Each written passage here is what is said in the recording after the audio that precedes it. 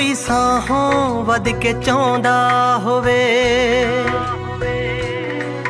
कोई पैरी दिल विछाउंदा होवे, साहों वध के चाहुंदा होवे। ओनू ठेडा नी मारीदा है, ठेडा नी मारीदा, सच्चे रब तो डरीदा।